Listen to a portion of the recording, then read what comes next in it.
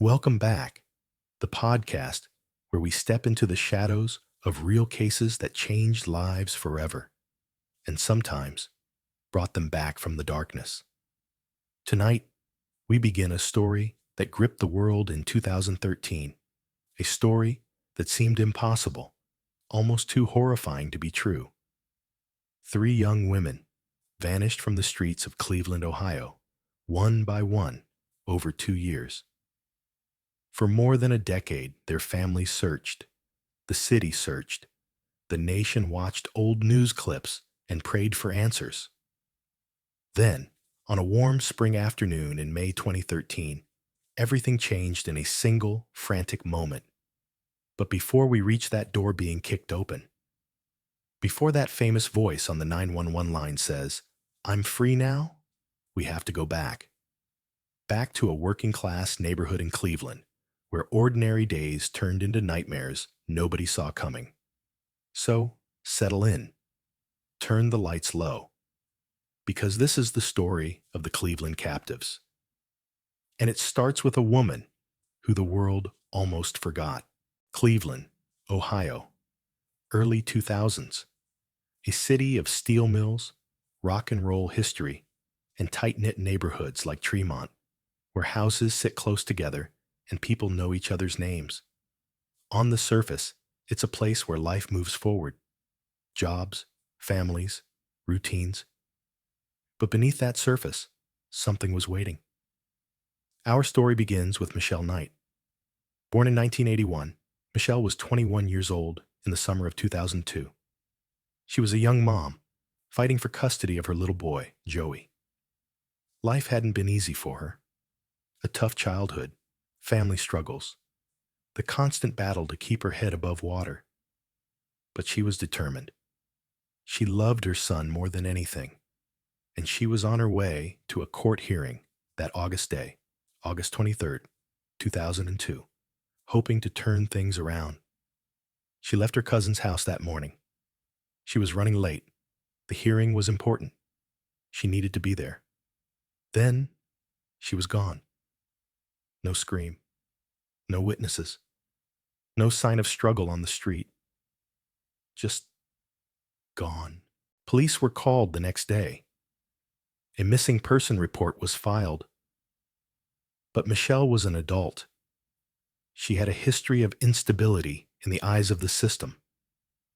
Some investigators quietly wondered if she had chosen to disappear, to start over somewhere else. Within months, her case slipped down the priority list. She was removed from active missing persons files after about 15 months. Imagine that for a second.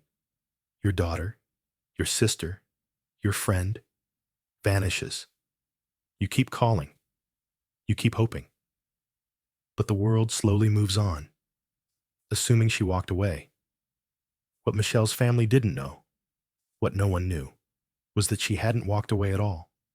She had been taken, lured into a car by someone she vaguely knew. A man named Ariel Castro, a school bus driver, a father, a musician who played in local bands, someone who lived just blocks away in a quiet house on Seymour Avenue. Castro offered her a ride. She accepted. Why wouldn't she? It was hot. She was in a hurry. It seemed harmless. But once inside that house at 2207 Seymour Avenue, the door locked behind her, and the world outside kept spinning without her. For the next 11 years, Michelle lived in a nightmare most of us can't even imagine. Isolated, cut off from light, from hope, from the son she loved. Castro would sometimes taunt her with the cruelest truth he knew. No one's looking for you. They think you ran away. But here's what he never understood. Even in the darkest room, the human spirit can find a way to hold on. Michelle held on. She sang songs to herself. She prayed. She thought of Joey every single day. She refused to let the darkness win completely. And she wasn't alone forever. Because two more names were about to disappear from the streets of Cleveland. Amanda Berry and Gina DeJesus. April 21st, 2003. Cleveland's West Side. The air is cool. Spring just starting to push through. Amanda Berry clocks out of her shift at the Burger King on the corner of Lorraine Avenue and West 110th Street. It's around 7:30 p.m. She's excited. Tomorrow is her birthday. She's got plans. A classic Chevrolet Monte Carlo her grandfather promised her the year she was born. She's thinking about cake, about family, about the little things that make life feel normal. Amanda calls her sister from a payphone near the restaurant. "I've got a ride," she says. "I'll call you back." She never does. That single phone call is the last anyone hears from her. For 10 years. Police are notified quickly. Unlike Michelle's case, Amanda is a teenager, still in high school. No history of running away. The family is frantic. Flyers go up overnight. The news picks it up fast. Teen vanishes after work shift. Volunteers search the neighborhood. Tips flood in. But here's the eerie part. Just a week later, someone uses Amanda's cell phone to call her mother, Luana Miller. The voice on the line is male. Calm. Almost casual. "I have Amanda. She's fine. She'll be coming home in a couple of days." Then, click. The call is traced, but it leads nowhere. The phone goes dead after that. Luana clings to those words like a lifeline. A couple of days. She waits. Days turn to weeks. Weeks to months. The promise turns into cruel silence. The search intensifies. The FBI gets involved. Amanda's face is everywhere. Posters, TV segments, even America's Most Wanted in 2004. They link her case to others in the area. But no solid leads. No witnesses. No body. No sign she ever left the neighborhood. And all the while, just a few miles away, in a plain 2-story house with boarded windows and overgrown yard, Amanda is inside. With Michelle. 2 lives intersecting in the darkest way possible. What makes this even more chilling? The man who offered Amanda that ride was someone familiar. Ariel Castro, a school bus driver. Father of one of Amanda's old middle school classmates. Someone the family knew. Someone who seemed normal. He pulls up, offers the ride. Maybe, mentions his daughter. Maybe smiles. And Amanda, tired from work, birthday excitement in her head, gets in. The door closes. The car drives away. And the world outside keeps moving. Amanda's mother never stops fighting. Luana Miller appears on TV in vigils, begging for answers. She refuses to believe the runaway theories some people whisper. "My daughter wouldn't leave like that," she says, over and over. But the years drag on. Hope flickers. Then, in 2004, something devastating happens. A popular psychic appears on the Montel Williams show. Sylvia Brown looks at Luana and says, flat out, "Your daughter is dead. She's not alive. She's in water." Luana collapses. The words crush her. She never fully recovers. In March 2006, she dies of heart failure. Many say the grief literally broke her heart. Amanda's family is shattered. But deep down, Amanda is still alive, still fighting, still waiting for her moment. And the house on Seymour Avenue, it's about to claim one more. Because in just a few short months, another girl will disappear. Gina DeJesus, 14 years old, walking home from school. And this time, the city starts connecting dots that should have been obvious much sooner. But before we get there, ask yourself this. How many times do we see someone every day, a neighbor, a bus driver, a familiar face, and never suspect what's behind the smile? How close can evil live without anyone noticing? April 2nd, 2004. A 14-year-old girl is walking home from Wilbur Wright Middle School. It's a Friday afternoon. The sun is out. She's supposed to meet her cousin at a nearby McDonald's. She's excited about the weekend. Just a short walk. Just a few blocks. Her name is Gina DeJesus. Everyone calls her Gina. She never makes it to the McDonald's. Gina's disappearance is different from the others in one heartbreaking way. It happens right after the city has already started connecting the dots between Michelle and Amanda. By early 2004, investigators had quietly begun to treat the two cases as potentially linked. Both women vanished from the west side of Cleveland. Both were last seen in public places. Both had no reason to run away. And now, a third. Gina's family explodes into action. Her mother, Nancy McGuire, becomes a force of nature. She prints thousands of flyers. She organizes searches. She goes on television, radio, anywhere that will listen. "My baby is out there," she says. "Someone knows something." The community rallies. Vigils are held.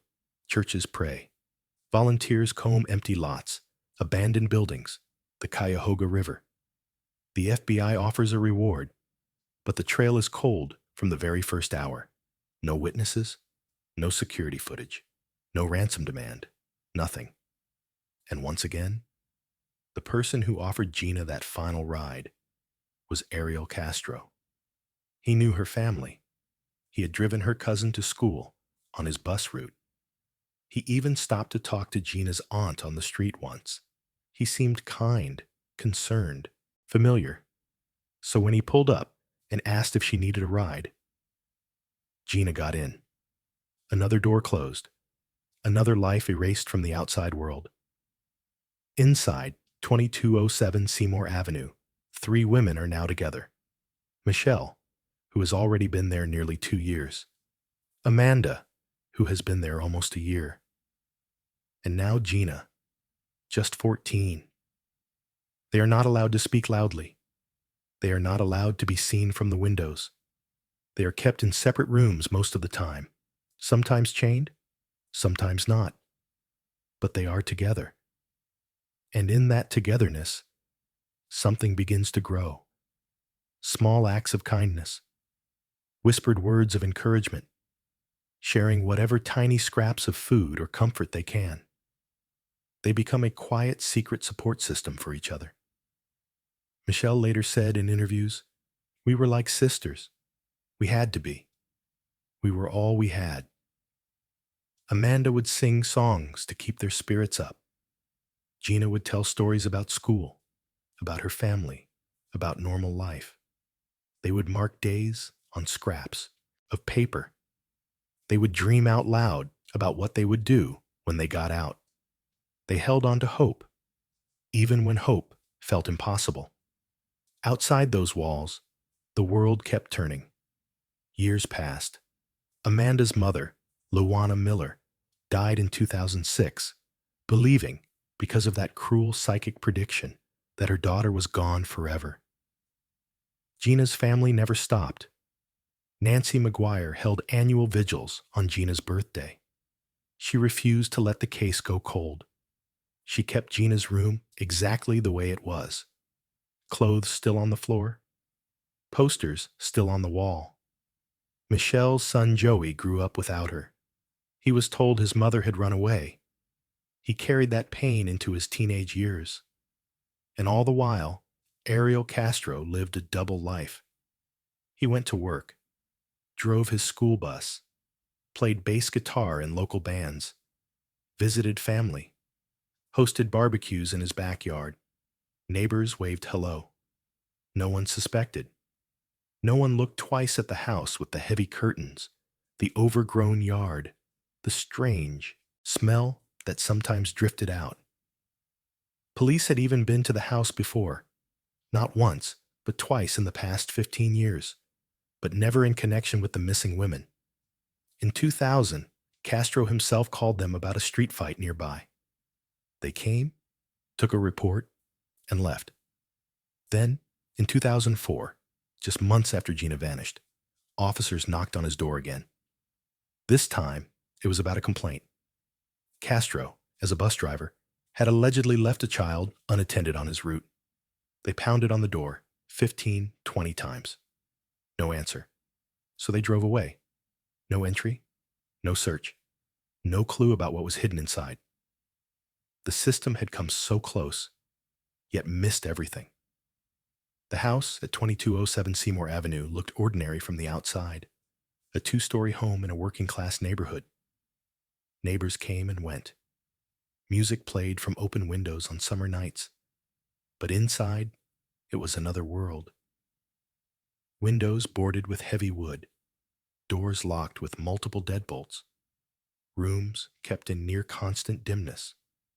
The women were confined to separate bedrooms most of the time.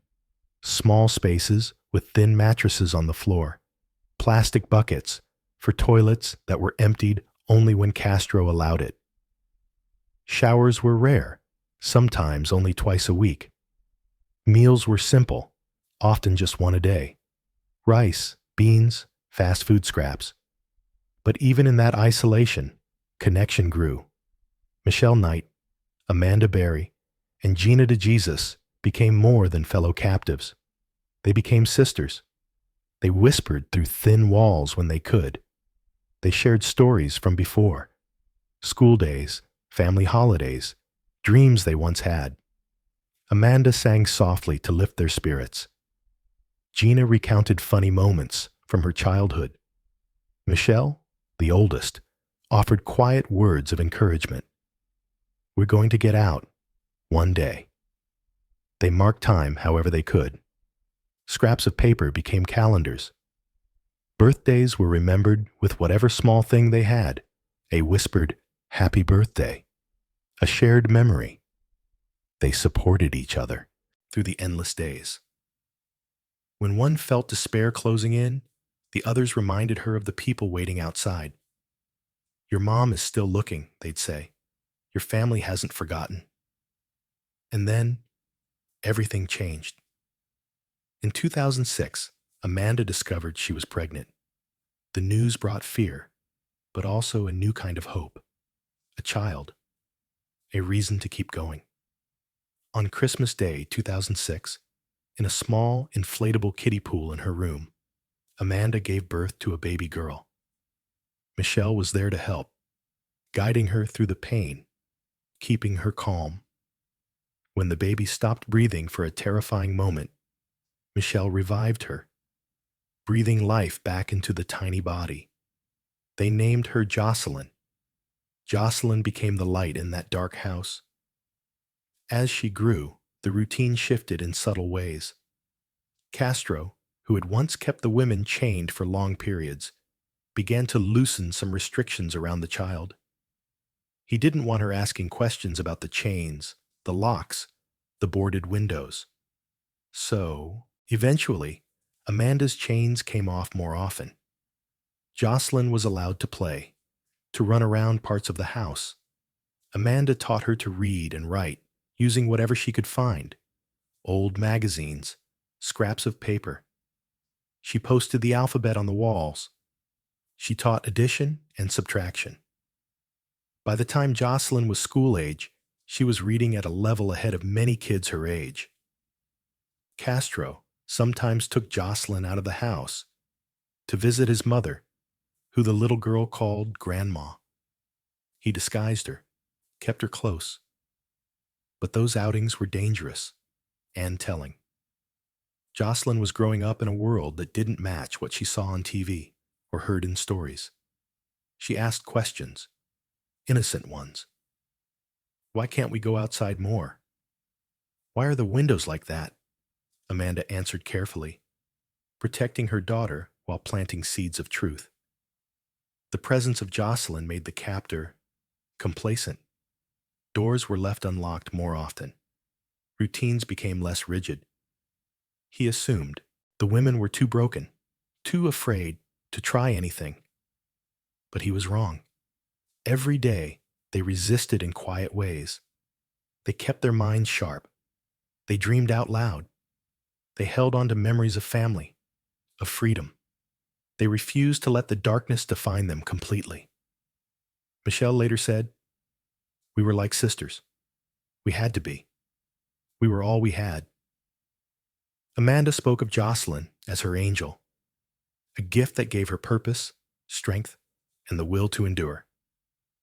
Gina held on to her faith, her family's love, the promise of home. 10 years, but the cracks were forming. The routine was slipping, and one warm May afternoon in 2013, one forgotten lock would change everything. Monday, May 6th, 2013. Afternoon. Castro walks out the door, says he's going to McDonald's or his mom's house. He forgets one thing, the simple inner lock on the front door. Amanda hears the garage door close. She waits 30 seconds. No footsteps returning. She walks straight to the front door, turns the knob. It opens. Sunlight floods in. Fresh air hits her face for the first time in 3,649 days. She grabs 6-year-old Jocelyn by the hand. "We're leaving. Right now." They step onto the enclosed porch. The outer storm door is latched from the outside, a simple hook. Amanda starts kicking the bottom panel hard, banging, screaming at the top of her lungs. "Help! Help me! Somebody help!" Neighbors hear. Charles Ramsey, eating ribs next door, drops everything and runs over. Angel Cordero from across the street sprints toward the screams. Ramsey kicks the door with all his strength. The bottom corner breaks open. Amanda crawls through first, pulling Jocelyn behind her. She runs to the neighbor's house, bangs on the door.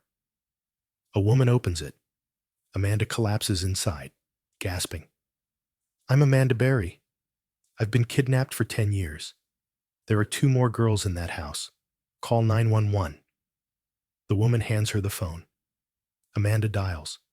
The 911 call, one of the most famous in history, lasts just over 3 minutes. Here's what the world heard. "Help me. I'm Amanda Berry. I've been kidnapped, and I've been missing for 10 years. And I'm here. I'm free now. Dispatcher. Okay, stay on the phone with me. Amanda. There's 2 girls, Gina DeJesus and another girl. They're in the house. He's not here right now. Hurry." Police race to Seymour Avenue. Within minutes, officers burst through the front door. They run upstairs. They find Michelle Knight in one room, Gina DeJesus in another. Both alive, both in shock, both finally free. The 3 women, after more than a decade, step out of that house into sunlight, cameras, and the arms of waiting officers. Castro is still out there, but not for long. "Help me. I'm Amanda Berry. I've been kidnapped and I've been missing for 10 years, and I'm here. I'm free now." Dispatcher. Okay. Stay on the phone with me. Amanda. There's 2 girls, Gina DeJesus and another girl. They're in the house. He's not here right now. Hurry. Police race to Seymour Avenue. Within minutes, officers burst through the front door. They run upstairs. They find Michelle Knight in one room, Gina DeJesus in another, both alive, both in shock, both finally free. The 3 women, after more than a decade, step out of that house into sunlight, cameras, and the arms of waiting officers. Castro is still out there, but not for long. It's January 2026. More than 12 years have passed since that spring afternoon when 3 women walked out of a house on Seymour Avenue and into the world again. Amanda Berry is now a radio host in Cleveland, working for iHeartMedia. She shares stories of survival, missing persons cases, and hope. Her daughter Jocelyn is a teenager now, smart, strong, growing up in a home filled with light, friends, and normal life. Amanda still keeps in touch with Michelle and Gina. They call each other sisters because that's what they became. Gina DeJesus founded the Cleveland Courage Project, an organization that supports families of missing people and raises awareness about trafficking and abduction. She works closely with law enforcement, speaks at events, and stays deeply connected to her large, loving family. Gina has said many times, "I choose joy every day. I choose to live." Michelle Knight, who now goes by Lily Rose Lee, has become an artist and author. She wrote her memoir, Finding Me, painted powerful pieces that tell her story through color and shape, and speaks openly about healing from trauma. She reconnected with her son Joey, who is now an adult, and they are rebuilding their relationship step by step. Lily often says, "I'm not defined by what happened to me. I'm defined by what I do with what happened." All three women have turned pain into purpose. They advocate for survivors, push for better missing persons protocols, and remind the world that hope can outlast even the darkest captivity. The story of the Cleveland captives changed laws in Ohio, improved training for police on missing persons cases, better coordination between agencies, and more attention to cases that might otherwise go cold. But more than anything, it changed three lives forever. They were taken, they were held, they survived, and then they chose to thrive. Thank you for listening all the way through. Thank you for sitting with the hard parts, for staying until the light came back. Stories like this are heavy, but they remind us people can endure more than we think, and freedom is worth fighting for.